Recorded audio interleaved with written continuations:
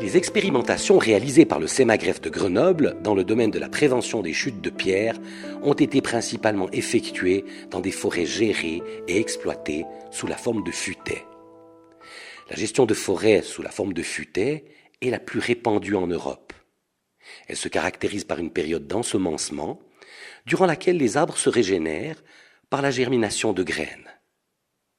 Mais en basse altitude, les forestiers gèrent et exploitent certaines forêts de feuillus sous la forme de taillis, qui, eux, se caractérisent par une phase de régénération où la jeune forêt se développe par rejet de souches, les arbres repoussant directement des souches fraîchement coupées. Le SEMAGREF de Grenoble s'intéresse de près aux taillis.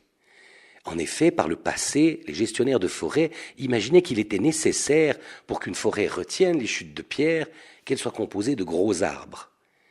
Les travaux du SEMAGREF ont démontré que des forêts composées de gros arbres, entourées d'arbres de moyen et petit diamètre, étaient tout aussi efficaces et même bien plus efficaces pour des pierres de faible dimension. Maintenant, les chercheurs désirent évaluer la capacité des taillis à retenir les chutes de pierre. Ils ont une nouvelle fois imaginé une expérimentation grandeur nature.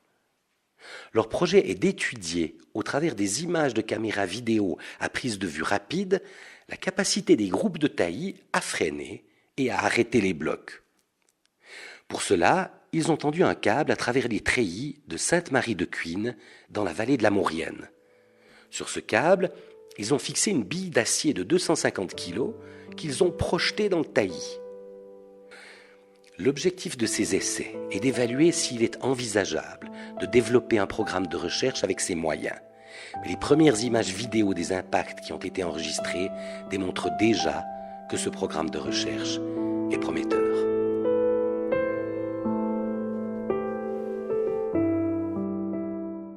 La boule d'acier est arrivée dans la CP, elle a tapé le premier brin. Le premier brin s'est complètement plié comme ça à l'intérieur de la CP. La boule a continué son trajet, elle a pris un brin qui était plus important, plus de résistance mécanique.